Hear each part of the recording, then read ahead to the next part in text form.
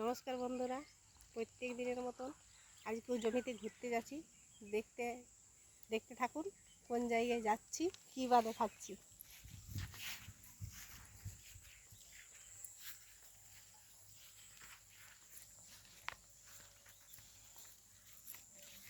এই যে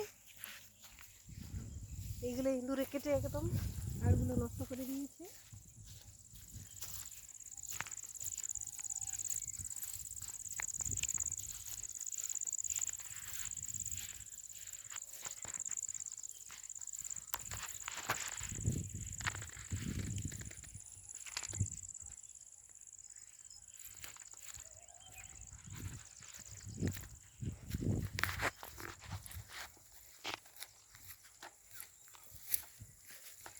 দেখুন বন্ধুরা, এই যে মুগ বোনা হয়েছে, মুগ গাছগুলো ঠিকঠাকভাবে বেরোয়নি, কোনো কোনো জায়গায় ফাঁকা রয়ে গেছে।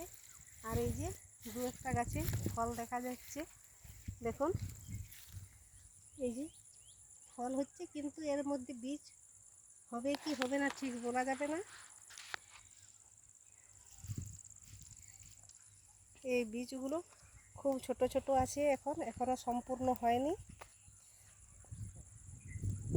হবে বলে ঠিক মনে হচ্ছে না। এখন এই মুগটা চাষ করা হয়েছে যে জমিতে সার গোবর দেয়া হয় না, সে জমিতে যদি মুগ চাষ করা হয় তাহলে ওই গাছটা যখন ঝোপঝাড় হবে সেই সময় ট্রাক্টর দিয়ে চাষ দিয়ে দিলে পরে গোবরের কাজ করে। তার জন্য এই জমিতে মুগ চাষগুলো করা হয়ে থাকে। বিশেষ করে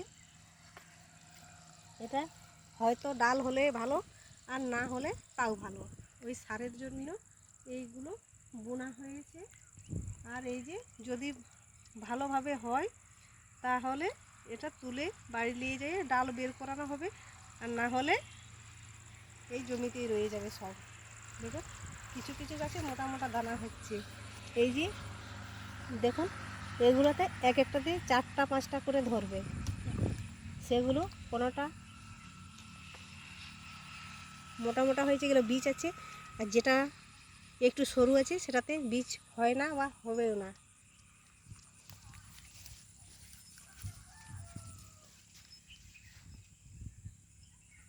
এটা কাঁচা তো খাওয়া চলে, আবার সিদ্ধ করেও খাওয়া চলে। আবার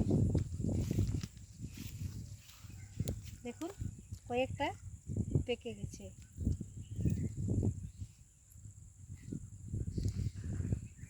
এইভাবে মুগ তোলা হয়। আর মুগ চাষ বিভিন্ন কাজে লাগার জন্য করে, ডালও খাওয়া হয়, জমিতে সারেরও কাজে লাগে। তার জন্য দেখুন পুরো বাড়িটাতে কোনো কোনো জায়গায়, যেমন এখানে অনেক ধরেছে।